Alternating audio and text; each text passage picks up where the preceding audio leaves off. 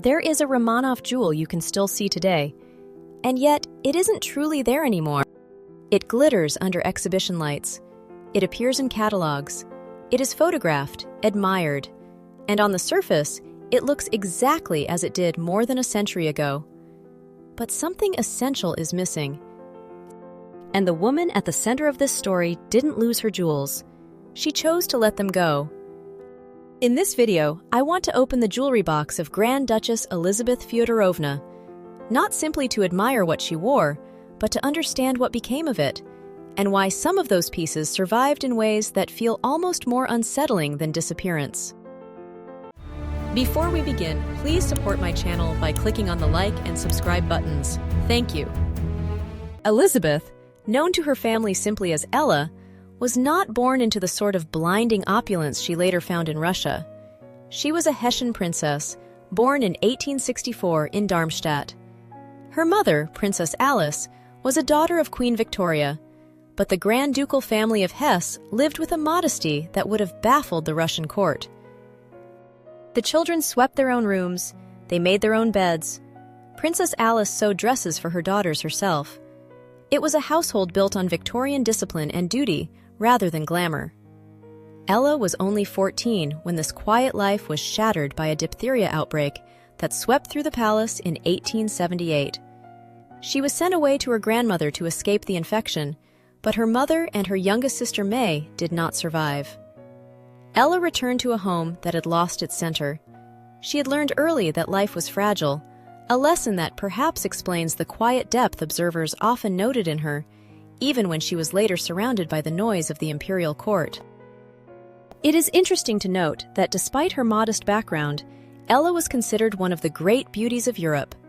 She had a delicate, almost ethereal quality that attracted suitors from the highest echelons, including her cousin, the future Kaiser Wilhelm II. He wrote her poetry and proposed, but she turned him down. Her heart had turned instead toward Russia, and specifically toward Grand Duke Sergei Alexandrovich. Sergei was a complex figure. He was the fifth son of Emperor Alexander II, a man often described as reserved, stiff, and deeply religious. Queen Victoria, Ella's grandmother, was vehemently opposed to the match, distrusting Russian politics and fearing for her granddaughter's happiness. But Ella saw something in Sergei that others missed, perhaps a shared sense of duty or a mutual need for a quiet, private world. When she arrived in St. Petersburg for her wedding in June 1884, the transition from Darmstadt to the Russian capital must have been overwhelming. She was 19 years old. Observers noted that when she rode in the golden state carriage of Catherine the Great, drawn by 6 white horses, she looked like a sun that dazzled everyone. On that day, she ceased to be a minor German princess and became Her Imperial Highness Grand Duchess Elizabeth Feodorovna. Curiously, for such a major royal event, no photographs of Elizabeth on her wedding day seem to have survived. We are left with only a single artist illustration where we can try to make out the details of her attire.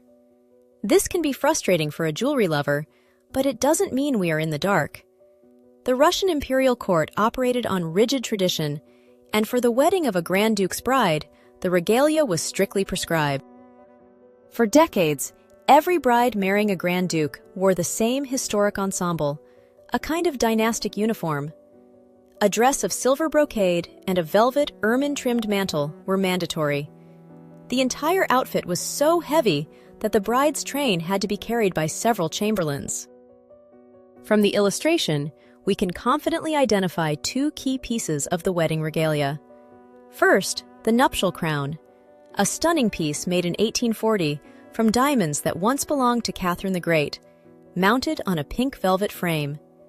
It's one of the few pieces from the wedding set that survived the Revolution, and today you can see it on display at the Hillwood Museum in Washington, D.C., part of the collection of the American heiress Marjorie Merriweather Post.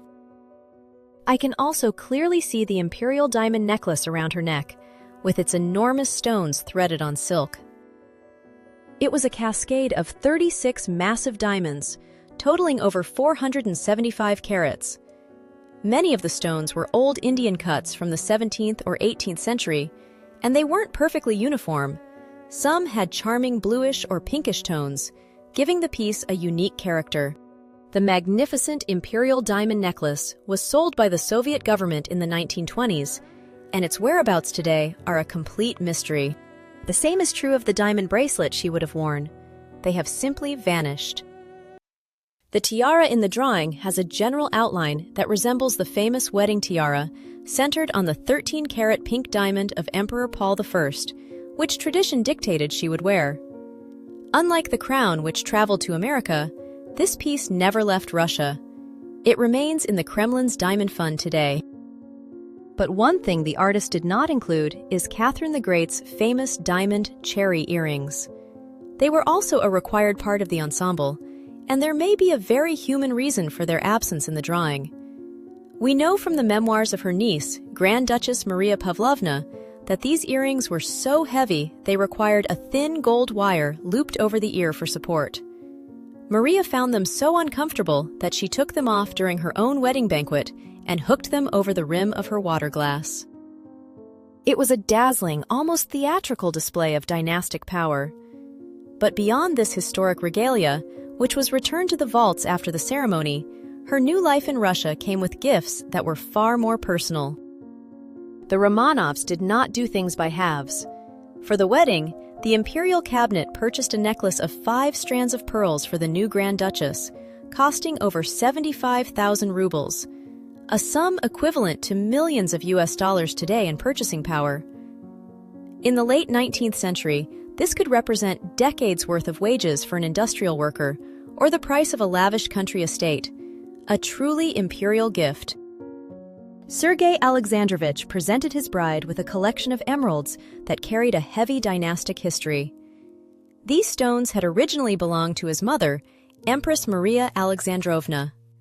Emperor Nicholas I had purchased them for her back in the 1840s, and they were stones of exceptional quality. 7 huge cabochons with a total weight of 125 carats. Empress Maria Alexandrovna had a special affection for Sergei, and in her will, she left these specific stones to him. When Elizabeth Feodorovna first received them, they were not yet in the famous tiara form we see in later portraits. In the 1880s, the fashion was different.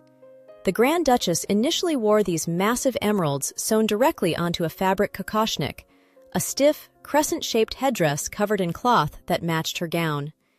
You can see this in early photographs. The emeralds are pinned to the fabric, bordered by diamonds, looking almost like buttons of green fire against the textile. Later, wishing for something more versatile, Elizabeth and Sergei commissioned the court jeweler Bolin to remake these heirlooms. Bolin created a masterpiece of the jeweler's art, a tiara in the kokoshnik style, featuring those 7 historic emeralds set within a geometric diamond design, interspersed with tiny diamond lilies of the valley, a flower that held personal significance for the couple. The genius of this piece, and a detail that becomes crucial to its later survival, was its construction. Bolin designed it so the emerald clusters could be unscrewed and removed. The Grand Duchess could wear the tiara, or she could take the emeralds out and wear them as brooches or hair ornaments. She often wore this tiara with a matching devant de corsage, a massive stomacher jewel that pinned to the front of her dress, dripping with emerald drops and diamond chains. She had become a woman who knew how to wear the empire's wealth. But looking at those portraits now, knowing what we know, the heavy green stones seemed to carry a weight beyond their carat value. She wore them as symbols of her new life, never suspecting that a day would come when she would have to dismantle this collection piece by piece. Grand Duke Sergei Alexandrovich was not a man given to flowery declarations. He was reserved, often perceived as cold by the St. Petersburg court, and deeply introverted. But looking at the jewelry records, it becomes clear that he possessed a different language entirely. He spoke in carats and craftsmanship. One of the most telling gifts he presented to her was a magnificent diamond chain commissioned from Fabergé for their wedding in 1884. It was designed with a versatility that Elizabeth adored. She could wear it as a long sauture, fasten it to her bodice as a corsage ornament, or dismantle it to wear as bracelets. It became a constant in her life, appearing in official portraits and family photographs for decades. But the partnership between Elizabeth and Sergei extended beyond their own marriage. In fact, they played a decisive role in the future of the entire dynasty. They were the key figures who facilitated the romance between Elizabeth's younger sister, Alex, and the heir to the throne, Nicholas. It was a complicated situation. Queen Victoria was skeptical of Russia, and the Russian Empress Maria Feodorovna had her own reservations about the match. To navigate this opposition, Elizabeth and Sergei effectively created a secret alliance with the young couple. The archives reveal that they even used code names in their correspondence, Paley I and Paley II, to discreetly pass news of Alex's feelings to Nicholas without alerting the rest of the family. Their persistence led to a wedding in November 1894, shortly after the death of Emperor Alexander III. The formal coronation, a far grander state occasion, was held in the spring of 1896. To mark this event, Fabergé produced a series of brooches for the Grand Duchesses. Elizabeth received hers, a diamond imperial crown set with 2 large cushion-cut stones. At 5,250 rubles, it was an exceptionally costly jewel, and worth noting that not every imperial Fabergé egg commanded a higher price. In addition to the emeralds presented by the imperial family, Elizabeth's wedding jewels were further enriched by the extraordinary generosity of the Russian aristocracy. One piece stood out above all the rest, a colossal emerald divan de corsage, an imposing ornament that covered nearly the entire bodice of her gown. This remarkable gift came from Princess Zinaida Ivanovna Yusupova. To truly appreciate the scale of such a gesture, one must understand that the Yusupovs were arguably the wealthiest untitled family in the Russian Empire. Their fortune and gemstone collections often rivaled the treasures of the czars themselves. Zinaida Ivanovna, a celebrated society beauty and the great-grandmother of the infamous Felix Yusupov, had commissioned the piece from the French jeweler Malerio Ditz-Miller as early as 1857. The Grand Duchess wore this stomacher with her emerald tiara, creating a visual impact that was almost overwhelming. In fact, her habit of changing her jewelry became legendary in court circles. Prince Christopher of Greece and Denmark recalled that at balls held in her own home, Elizabeth would often disappear at midnight, only to return to the ballroom in a completely new gown and a fresh set of jewelry, looking even more resplendent than before. Around this period, another significant piece appeared in her collection, a delicate diamond fleur-de-lis brooch centered with a flat sapphire. We know she wore this during an amateur theatrical performance in 1898, pinned to her hair as an aigrette. These years, the late 1890s, were the peak of her brilliance. She was the Governor-General's wife, the sister of the Empress, and the undisputed queen of Moscow fashion. On the surface, everything was perfect. She had the love of a powerful husband, the ear of the emperor, and a jewelry box that was the envy of Europe. But the foundation of this glittering life was far more fragile than the platinum settings of her diamonds. The tragedy that would shatter this world was already approaching, and when it arrived, it would change her relationship with these objects forever. By the turn of the century, Grand Duchess Elizabeth Feodorovna had curated a collection that moved beyond the heavy imperial formality of the emeralds. She began to favor pieces that reflected her personal aesthetic, particularly stones that complemented her eyes. The most notable of these was a parure of aquamarines. The centerpiece was a tiara designed in the garland style, a delicate framework of diamonds supporting 5 large pear-shaped aquamarines. It came with a matching necklace, created by Fabergé, featuring 9 step-cut aquamarines linked by diamond bow motifs. There is no surviving receipt to confirm exactly when or from whom she received these pieces, though it is generally assumed they were gifts from Grand Duke Sergei. What we do know is that she wore them frequently, often pairing them with blue evening gowns. This particular tiara has a fascinating postscript that extends far beyond the Romanov court. Unlike many of her other jewels, which were broken up or lost, this piece survived intact. We will return to the later fate of these aquamarines in just a moment. But before the dispersion of her collection began, there was one final significant addition.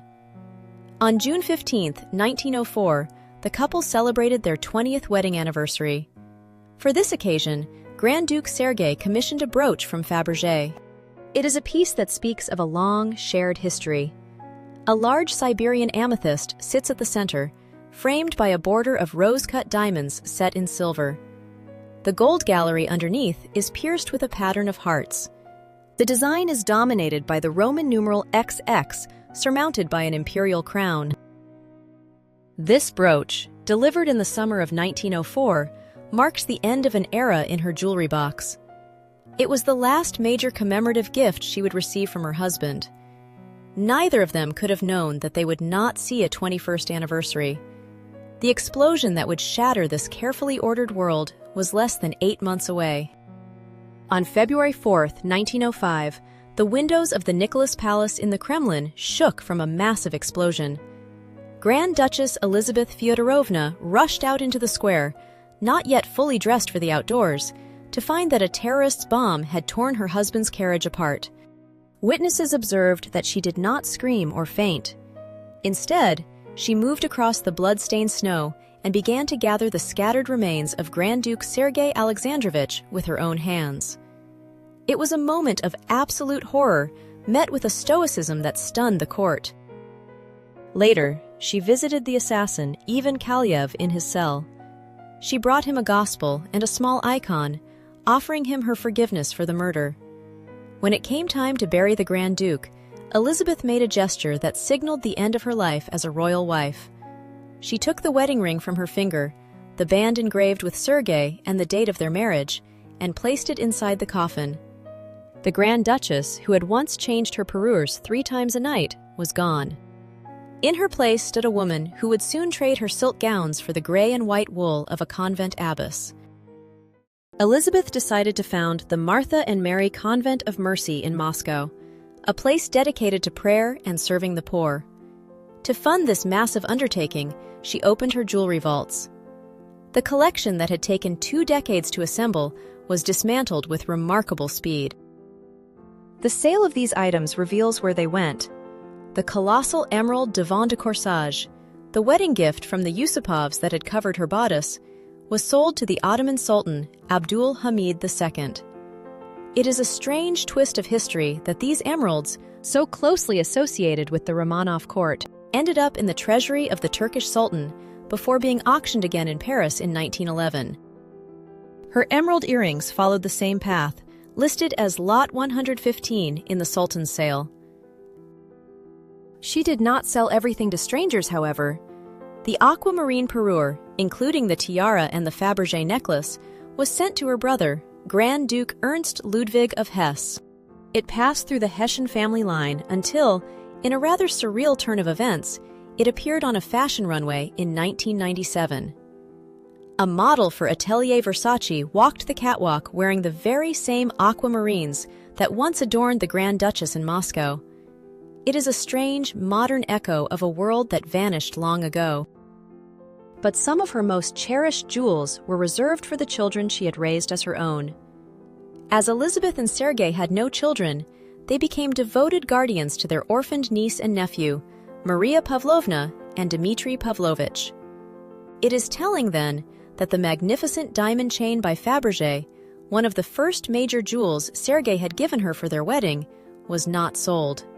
Instead, she gave it to Grand Duchess Maria Pavlovna the Younger, a jewel she had worn constantly for 2 decades.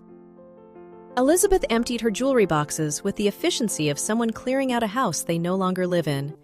She viewed these objects now simply as currency to build her hospital and orphanage. Among the crates of jewels Elizabeth Feodorovna was busy liquidating, there was one velvet box she treated differently. Inside lay a magnificent ruby parure, consisting of a wreath-style tiara set with 18 rubies, a necklace of 39 rubies, and matching earrings. These were not hers to sell. These were not gifts from her husband, but heirlooms with a strict legal tether. Emperor Nicholas I had purchased them back in 1840 for Empress Maria Alexandrovna. When the Empress died, her will was explicit. This parure was to pass into the family of her son Sergei, specifically to his eldest male descendant. If he had no children, The rubies were to go to the eldest male descendant of his brother. This placed Elizabeth in a peculiar position. She was stripping her life of worldly goods to build a hospital for the poor, yet she was forced to act as the custodian for a fortune in rubies that she could neither sell nor keep. Since she and Sergei had no children, the jewels were destined for their ward and nephew, Grand Duke Dmitry Pavlovich. It is unlikely he managed to save them during the chaos of the revolution, and today, this historic parure is considered lost. While she was settling these material accounts, a far more painful separation was taking place within her family. The bond between Elizabeth and her younger sister, Empress Alexandra Feodorovna, had always been close. But by 1916, a shadow had fallen between them in the form of Grigory Rasputin. Elizabeth saw clearly the damage Rasputin's presence was doing to the prestige of the dynasty. She traveled to Tsarskoye Selo in a final attempt to reason with her sister, to warn her of the gathering storm. The meeting was disastrous. Alexandra refused to listen, viewing any attack on Rasputin as an attack on her family's salvation. The sisters parted with a coldness that would have been unimaginable in their youth. It was the last time they would ever see each other. Elizabeth returned to Moscow, to the white walls of her Martha and Mary convent.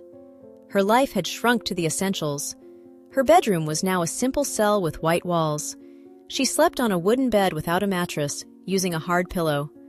The woman who had once dazzled the Winter Palace in diamonds now owned almost nothing but the white habit she wore and the wooden cross around her neck. She had successfully divested herself of the rubies, the sapphires, and the pearls.